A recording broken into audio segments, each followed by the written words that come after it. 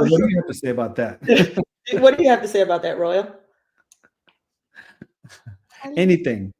Even if you do ABCD, that's fine. But you know, it's interesting because I'm glad it's so fitting that she sits with me here because as an advocate for parent success, oftentimes, you know, I hear from parents that they're too busy to be completely involved with their household because they're working. They're overworked. You know, they're overwhelmed. They don't have any time for themselves.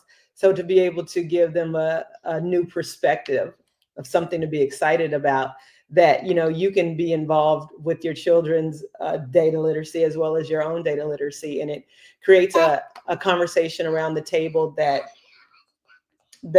everyone is still discovering. Every day is a new day when we show up with an open mind and an excitement and an exuberance of what is to come next.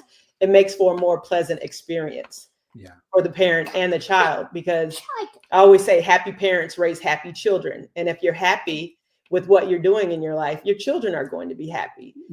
And it's just very important for me that parents are happy, because when you're happy and you're emotionally well, then your children show up a different way in the world. And they're such beautiful gifts. I feel like parents and children should thrive with the things that they care about. Yeah, so there's no need for data on that piece right there, because you can feel that, right? That's literally what you can observe, right? But if you want to back it up with some data, you don't have to go that far. Just go to a local park, right? And then you'll be able to see like kids play differently, totally, right? They have this different sort of energy. So let's move into the AI conversation, because when we're talking about data, it goes in wide spectrum. Like we talked about, universe is a whole data set for you, right?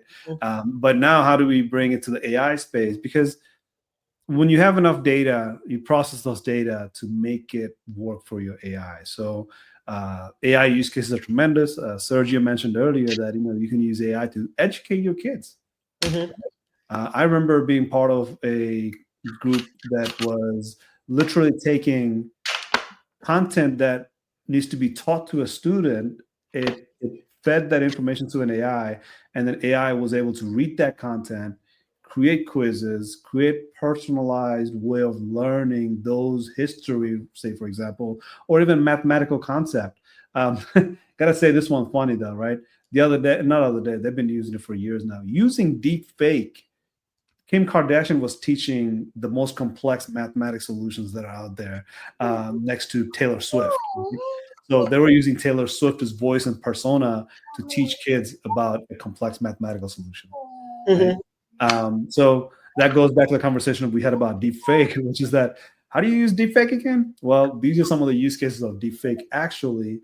But AI is able to not just say, oh, create me a content with Taylor Swift teaching of mathematics, but how do I take the whole math textbook, feed it to an AI, and AI is able to say, now let me create quizzes for you.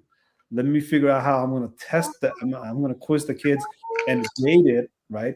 And then create a content that is planned out, personalized for each individual student based on their aptitude of learning, right?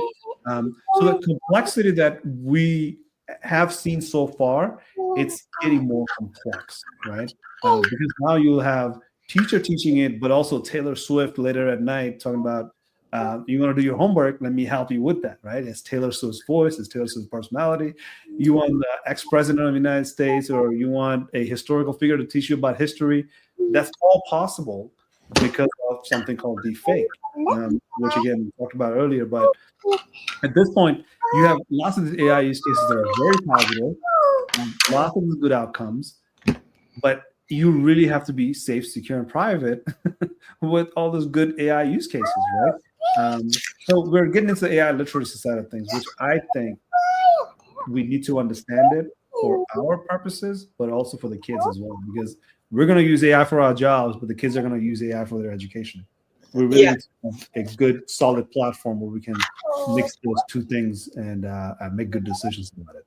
Yeah, something that when it comes to AI and the data, right? As we're building out the app for Mommy to Be and Me, the app, based on the families that we're able to serve. Oftentimes, I say a traumatized brain may not know what the best next steps are for progression. Powerful stuff. Right. And so utilizing AI within our development, what it does for us is being able to take the data that is being provided by the parent in order to put together a program for them in their household that could put them in a position for them to thrive, for them to have abundance within their space, from mental health, physical health, spiritual health. Because oftentimes you don't know what you need because you don't know what you don't know.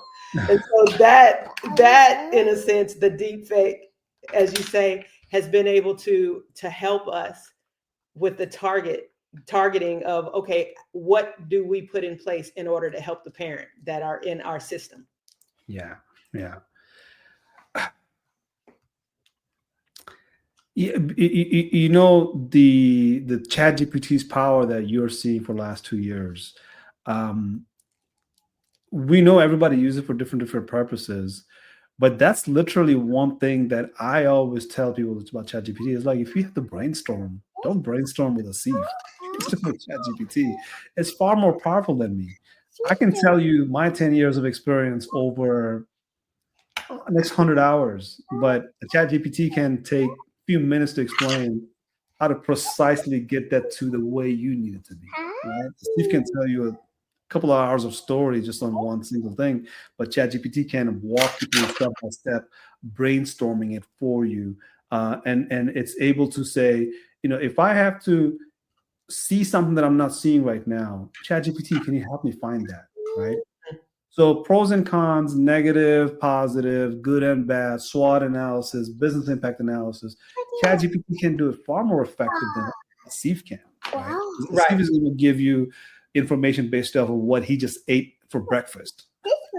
Right. And that's why it's important to know that it's a safe space for you to be able to talk, to type the questions that you have for these AI models in your own words with regard to what you're experiencing, because with what you're experiencing, you could get the closest alignment to the response that you're seeking versus taking someone else's words about you.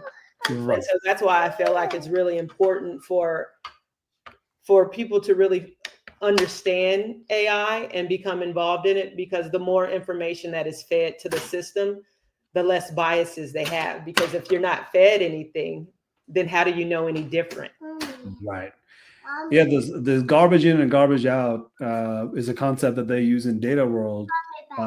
For the AI world, it becomes really dangerous because when in the data world, when they say garbage in and garbage out, there's a responsible person that's looking at the garbage going in and they can see the garbage out, right? But when it comes to AI, that garbage that's fed into the system and all of a sudden it's coming out and nobody's on the other side is responsible enough to see how that is a garbage, it could be problematic. So I'll give you one scenario that it's kind of on the dark side. So I kind of want to caution everybody, like, hey, if you're not trying to think about it, don't listen to this part, I guess. It's because kids are psychologically damaged so much by AI. We're not so familiar with that because we haven't had AI in USA for a very long time, but most of the Asian countries have, right?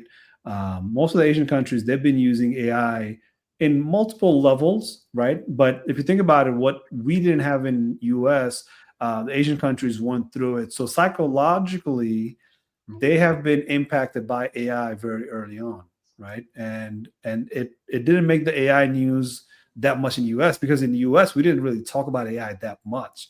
We did, but we still didn't, not to a point that it was practical in Asia. So say, for example, these even young adults were actually dating these AIs on internet. And when they were dating it, they were psychologically so upset when somebody pulled the plug on these AIs. They were literally emotionally so attached to it.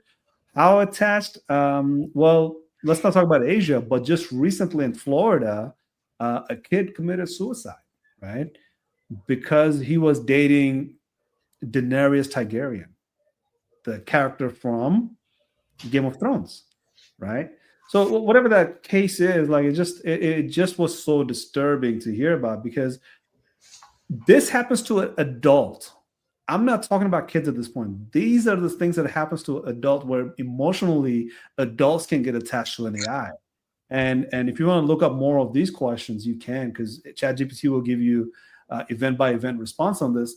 But the one that everybody talks about in news is that Google's AI developer was so attached to his AI, he thought that AI was live and living, right? He wanted to get that AI a lawyer so that way that AI can remain unharmed, right? That's a psychological impact that gentleman went through by separating himself from the reality. But I want to kind of want to have you talk on this topic, but I want to kind of lay the baseline here, right? This happens to the adults just like it happens to the kids, is because as a human, we have to associate everything with eyes and ears and nose, specifically the eye piece. So if you watch a cartoon with little kids, you will see the eyes are really big. It's because what the cartoon is trying to do is get the kids to follow the eyes wherever the eyes is going, right? So those big eyes means that the kids are gravitating towards those eyes, because that's how we as a human, we imagine things and we interact with things. So when you interact with toys, you're interacting with toys because it has what? Eyes and ears. If it has some shape of a face, you can interact with it. But what you're really doing is looking for the eyes, ears, and the way the mouth will, interact, right? So the kids are fascinated by these three things. So toys have it. But what happens to a monitor that is ChatGPT or AI friend that's communicating constantly? Now all of a sudden brain starts thinking that's not possible, because there must be another person behind it. And whatever this person says, that's my friend telling me what to do. Do you see where I'm going with this dystopian view of things? But it's a psychological impact that's happening already with adults. Kids are going to grow into this AI world, which we call the digital natives, right? They had never had a chance to be away from digital things or away from AI. Yeah. They're going to grow into trusting these AIs in such a ways that maybe we'll have to talk about reversing this impact, but let's get involved now. Let's talk about this impact now. So that way, maybe we don't have to reverse it. We just have to transform with it, right? How do we live in a world where kids are thinking, yeah, there's an AI friend of mine and it has eyes and ears. And I'm pretty sure that's a real person, because the AI tells you it's a real person and you start believing in it. But let me pause here. I want to hear your thoughts on that, because it's pretty. I actually feel like it's by design, just like social media. It's by design. Everything is designed to capture your psyche. That's right. Capture your time, to capture your mindset. It's by design. That's why it's important for parents to monitor the time that their children have in these AI devices and social media devices, as well as the parents to monitor your time, because it's essentially we're living in a make-believe world. Right. We're coming to spend time on social media and in certain apps and games, hoping for something that's unreal, when we really need to be looking within ourselves to find out what's real and create the change within our communities for us to do something that's meaningful, that has an impact within our community, for the community members to really flourish. And so I feel like when COVID happened, it actually showed us that we actually need one another.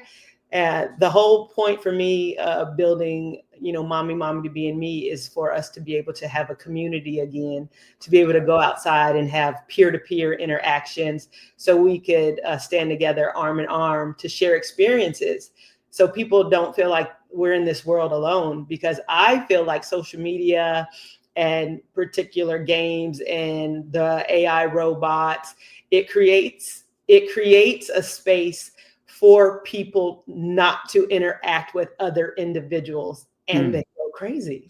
Right. We are a people for the people. We are intended to do community together. I want to go back to the reference of neuron that fires together, wires together. that is the essential information that anybody can transform into communication, and that'd be perfect. Because neuron that fires together wires together means if you're spending more time with other people, your neurons are firing based on other people's whatever that is, right? Mhm. Be it language, be it emotional intelligence, be it the body language, be it that ability to be around people without feeling that thing called anxiety, Mhm. right? So that's neuron that fires together, right? So what happens to a neuron that wires together all the time in front of an iPad? What happens to your social skills? And let me not tell you about what's happening with social skills today in 2025, but I'm trying to tell you the part about 2035, when whoever their age right now, 10, 13, 15, they're Yeah. going to be the adult caregiver of us as people that are really, really old, right? Yeah.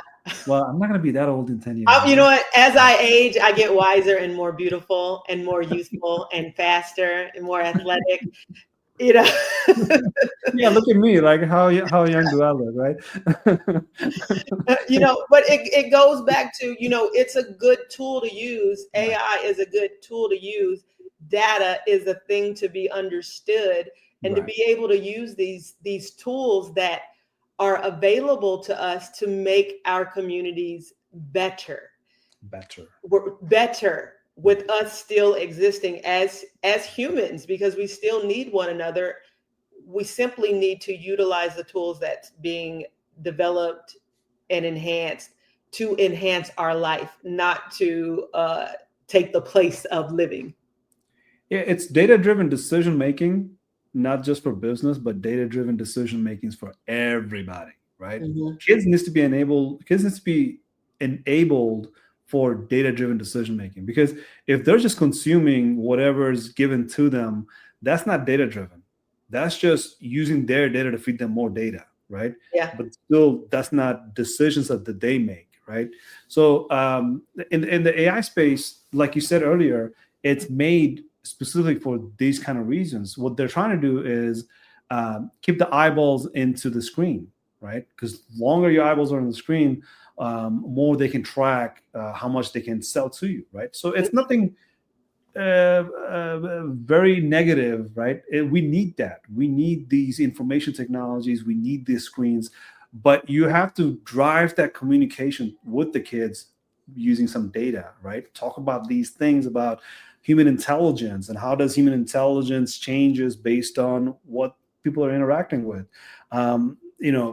There's many ways to talk about it, but if you talk about it from your domain expertise, there's a whole nother game changer, because they see you do this all day long. They see you being a dad who's a doctor, who's a lawyer, who's somebody who's not interacting with AI all the time.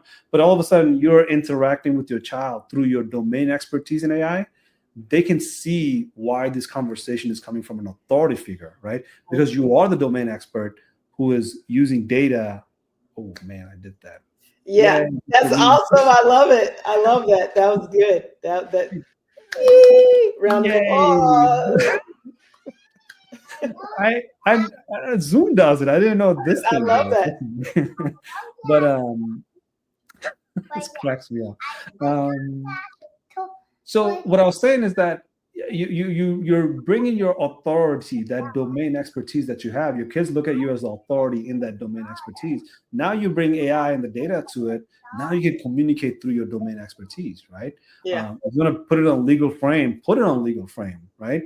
Hey kid, stand up. So if somebody's trying to deep fake of a friend that you know in the school, stand up for yourself, because you're going to be in legal trouble, right? Mm-hmm. If you're a doctor, if you have a healthcare, like tell them like, hey, AI says you should run far more often than none, right? Or you should go for a walk, or at least take the time off the screen and communicate with your friends for a little bit in person, and then go back to the screen. I mean, these are some of the ways that we're going to live for next 30, 50, 60, 100 years, however long we have on the screens. By the way, I got to tell you, one of my goals in life is to die after the screens have disappeared from our existence. I think I can make that live happen. forever. I need some investors to invest in it. They're gonna wire your brain. Because we're at the point, I don't know. Look, remember the Jetsons?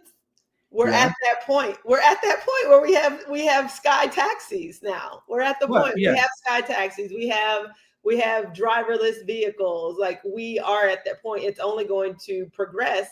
So it's better to have the conversation with your family members about the progression of it and say, "Oh, I remember when it was this way, and look where we are now." Versus completely, what are those animals that put their head in the sand?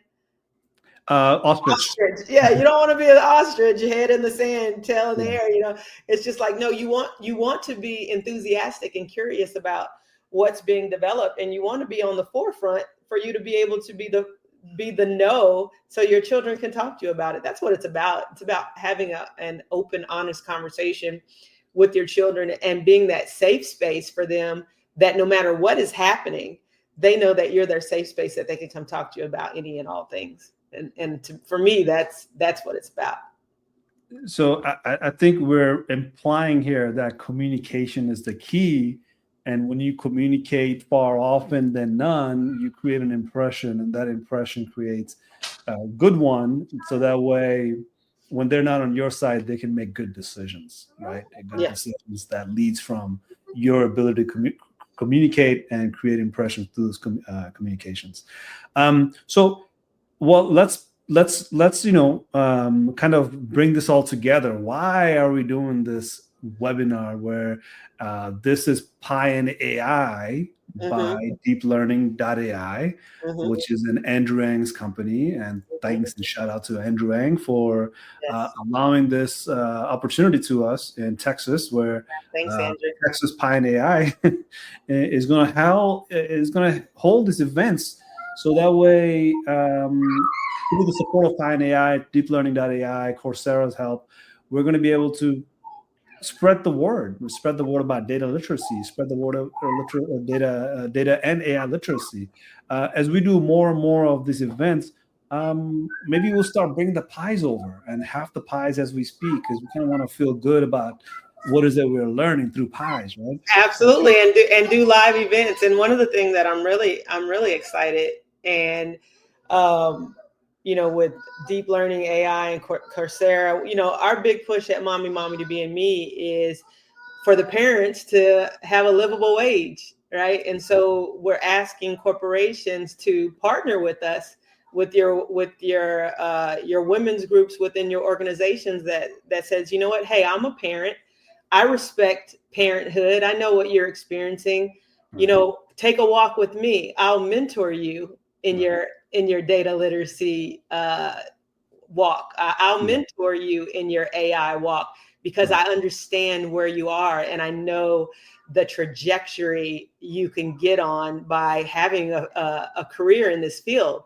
So I believe that that's a great community impact for corporations to partner with Mommy to Be and Me to mentor and volunteer with parents for them to have a new career.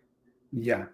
And of course, deeplearning.ai is a great platform for anybody who's thinking of like, hey, you know what? I'm just going to, stumble on it and then check it out and watch it for a few minutes. I think you'll end up watching. Oh yeah, that's the first part. Like deeplearning.ai. I mean, I always say, if you have an extra hour a day, an extra hour a week, like you can take data analytics, generative AI for everyone.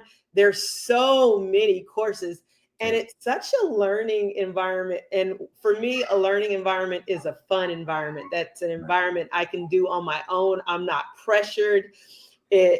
I'm enthusiastic about sitting in front of the computer and going at my own pace. Oftentimes as a parent, your time is, minimal if any at all.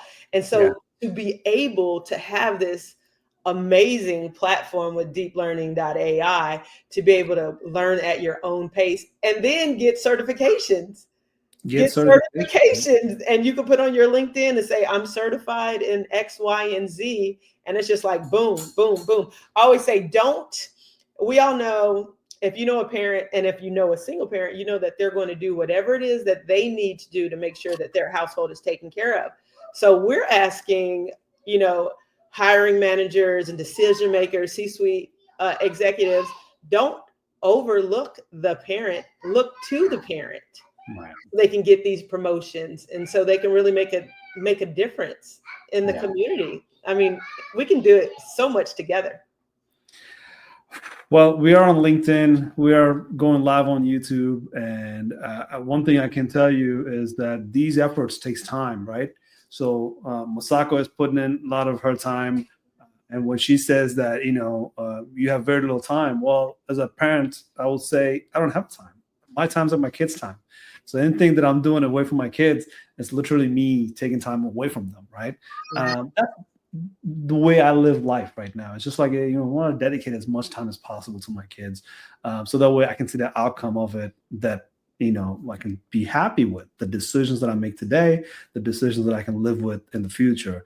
So this Pi and AI, I think this is something that I put a lot of energy into it. And then Masako, I really, really appreciate you putting a lot of energy into it. It's just going to be something that's going to be growing. So it's going to be beyond Texas. We will start doing it virtually. We'll meet in person. And when we meet in person, we want to bring all the moms in and say, hey, where do we meet for some pie, right? Yeah. Let's do some Pi and AI. We'll talk about AI through pies. So continue a series of conversations that we're going to have, preferably with educators, people that are taking care of young children, right? It's important that we have these communications so that way we can keep up to date about what's going on, because future technologies that are coming, they're all going to be based on the AIs that are coming out today. So there's no future without this present time right now. And everything will tie back to ChatGPT. Everything that happens in the future will tie back to, say, something like deeplearning.ai. So if you're starting with your AI journey, you're going to be able to look back in 2025 and say, what were you doing in 2025, right? Did you start learning about data in 2025 or before that? Because at this point, you still have access to a lot of information. But to me, something tells me that in the future, it's going to be hard to access this information. And that's what happens in the process of information, where information is overabundant and it's available for everybody. Over time, they start locking it down because now there's a supply and demand. They start charging more, right? They say like, hey, you know what? It used to be free. Now it costs money, right? Because we know the supply and demand. We created the supply and demand. So having said that, I think 2025 is the year of professional development, upskilling for data literacy, AI literacy, but mainly understand each other, right? What it is that we are as human. How do we get to know a little bit about ourselves? Because in future, I think that is one of the indicator. If you look at Peter Diamandis, if you look at a lot of these thought leaders about artificial intelligence, that's what we are talking about, is the fact that we really have to get to know about ourselves like a lot, because AI is going to open up so many of these opportunities for us that we will have so much time for ourselves. Now, all of a sudden, we have to get to start communicating with each other, right? We'll get to hang out with each other. Maybe it will open up some time for us to be more creative than we would like to be, because we kind of will get bored because AI is doing a lot of the jobs. Sounds like a future, but if you remember what Jetson was talking about is in 2062. Right? So we have flying cars, flying taxis in 2025. So 2062, come 2062, it's going to be literally Jetson. We are on track to be on Jetson by 2062. So we'll have a lot of family time, just like the Jetsons did. They always hang out and everything was automated. So you really start your career today about data. By 2062, you'll be that, somebody that's living that AI life and are appreciative of what data and data automation can do for our lifestyle. So but one other things that I do have for everybody, which Masako, you tell us about some of the ways that people can engage with you further. I'm hoping that this will be something that you'll come back to often and frequently. But I would like people to know how it is to engage with you. Where do they meet you? Like, do they meet you at a cup of coffee somewhere? Yeah. So mutually. You can meet me on Wednesdays at 1 Million Cups Plano. That's right. That's what I was going to say. 1millioncups.com/Plano. We are an entrepreneur community that stand together to assist entrepreneurs in their walk to developing their businesses. My big old push for 1 Million Cups Plano is to be able to give individuals an environment where they could have education on entrepreneurship and share what they're doing with the community to have true connection. One thing that I firmly believe, and I'm glad Asif invited me here, you know, life is really exciting and you could really do something amazing if you tap into what you're truly passionate about. The day and time of working in a space that you do not enjoy is long gone. We are no longer in that space with regard to how we have progressed now. You have access to the tools and resources in order for you to thrive in what it is that you're passionate about. And my only request is that you hire your community members and pay them livable wages. Well, in the data space, living wages is very, very much on demand, right? Because there's a competition, so you can outbid each other to hire the next person who's a data up and coming subject matter expert, right? Yeah. Really, there's lots of demand for data annotation. Just one example of data work that we'll do in the future. You know what? Something I love about what you do, Asif. It doesn't matter what the category of business is, of the employee, the employer. You take simple conversation with regard to what they're doing in the space, and you transform that into AI language for them. So it makes them subject matter experts.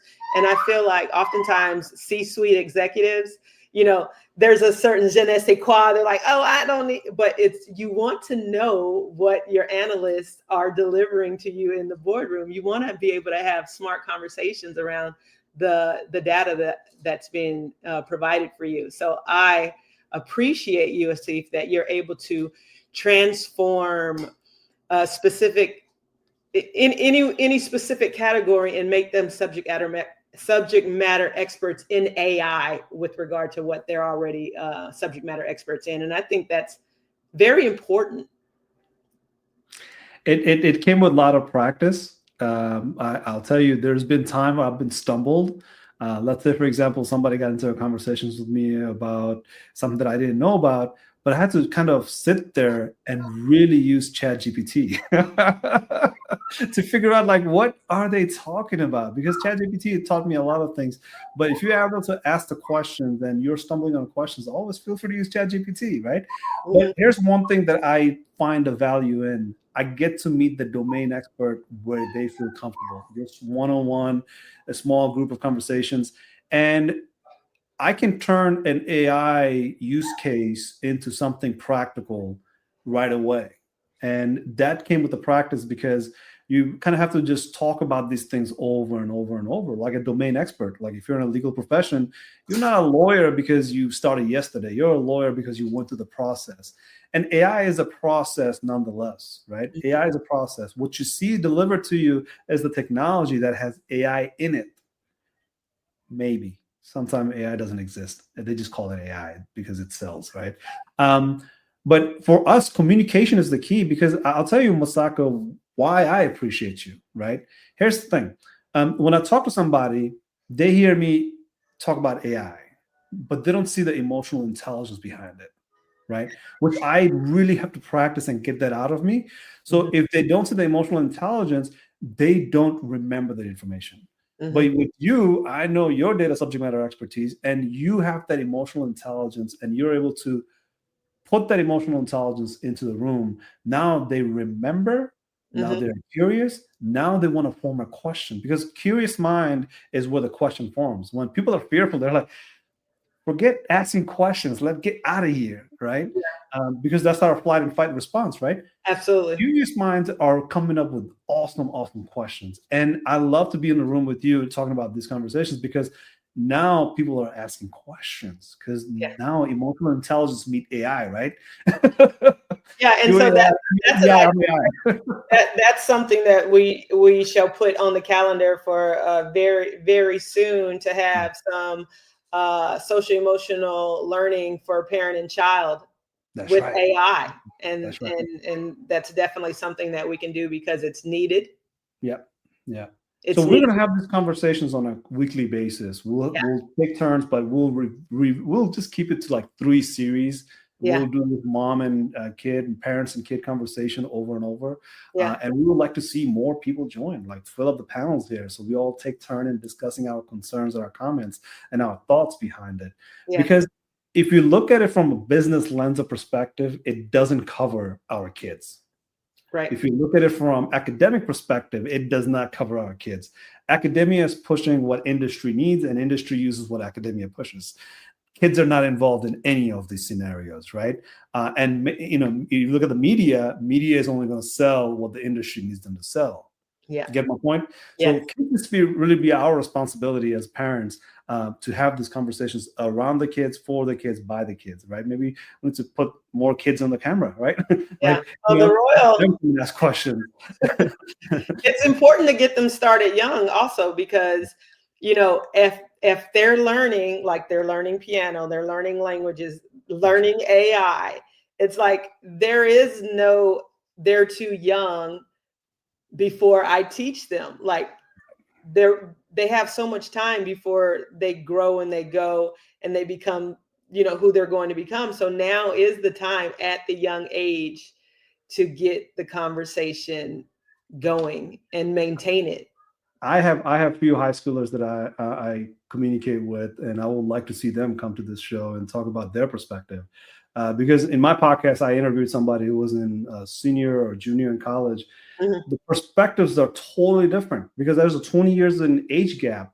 Yeah. That's totally different perspective, and from them, safety, security, and privacy is far different than safety, security, and privacy for us, right? Yeah.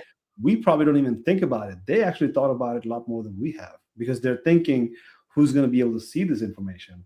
And tools and gadgets that are out there right now is insane. They have almost zero privacy built into them, right? And when there's a system that doesn't have privacy, kids don't care about privacy of Yeah. other people. Yeah. They care about their privacy. Other people's privacy don't count, Right. right? So, Right. we'll of course we'll have more conversation about this. And one of the things that I would like to add is smart AI community, Hmm. right? So if you're asking questions on ChatGPT and all of a sudden you think like, you know what, Asif said something, maybe Asif can answer it. Here I am, right? You can come to Smart AI community. We meet twice a week. This is one of them. And the other one is going to be an office hour. So I'm not going to interrupt your dinner time. It's going to be during the office hours on Fridays, probably between 11 to 1. We are shifting from Thursdays to Fridays. So we have to figure out either it starts at 11 or it starts at 1. And that's your opportunity to come and ask questions, right? You can bring business use case. You can bring your personal use case. Whatever AI that you're worried about or you need some deep understanding of, we'll try to do that in real time. So you don't have to spend months and years on YouTube or digital content or go to school for 6 or 7 weeks to figure out what AI is. We would like to get you started on AI in the right direction, personalize it for your use cases, right? For the needs that you have. And I always use the example of somebody in a biology field, right? I'm a biologist. I'm not going to use AI. Excuse me. You will. Yes, you will. Have you Yes, seen the you will. protein fold? Have you seen the research on DNAs? Have you seen the research on, all the things that AI does? AI is in everything. And if you're a parent that you would like to put yourself in a position for you to thrive, Yeah. find Mommy to Be in Me app and fill out the form and let us know what it is that you and your children need. And we will do our due diligence to help put you in position to live an abundant life. I always say we give you the tools to eliminate poverty of mentality, physicality, and spirituality. Yeah. And, we always need help. We always need more people to join the conversation, chime in, put the comments in, ask the questions. One of the things that I specialize on is how to frame your question so that way you can benefit from it, right? Yes. Where's the jobs? Where's the jobs that fits my lifestyle? You know, I have 2 kids at home. I don't want to commute to a location, or I want to be able to come home and be home by a certain time. How do I do that? Right. So there's a lot of these questions, and I would like to see you ask those in this kind of events. So it is late at night. Kids are probably going to sleep, and I need to be on sleep. I need to tuck them in soon. What a conversation, right? Yeah. This is the type of conversations that we have offline, but to do it in person, do it virtually in front of live audience is a great start. I've been meaning to do this for a very long time. So well, I'm glad you did it. I always say we're the answer to someone's question, because that is the question for a lot of parents. Yeah. What can I do near home, at home, earn this amount of money with what I already have, with the skill set like with the things that I'm already passionate about. So to be able to take data literacy and then turn that into AI position that you can work from home. It's simply, you're one question away from your destiny. You have the domain expertise, just got to sprinkle some AI into it. Yeah, because that's the secret sauce. That's the secret sauce, being able to ask the right questions. Yeah. Right? Yeah. The prompt, being able to write the proper prompt for it. Prompt. So much going on with that, right? Well, just to give you some numbers with prompt, one of the jobs was like $1 million salary by the time everybody was fighting over this one prompt engineer guy. So there's a lot of demand for prompt. Prompt engineers are really in high demand. Well, with that being said, we're gonna jump off of this live stream and end the stream for tonight. But until next time, take care. Look up and keep asking questions. Yes, keep asking questions. All right, y'all. See you next time. See ya. Thank you.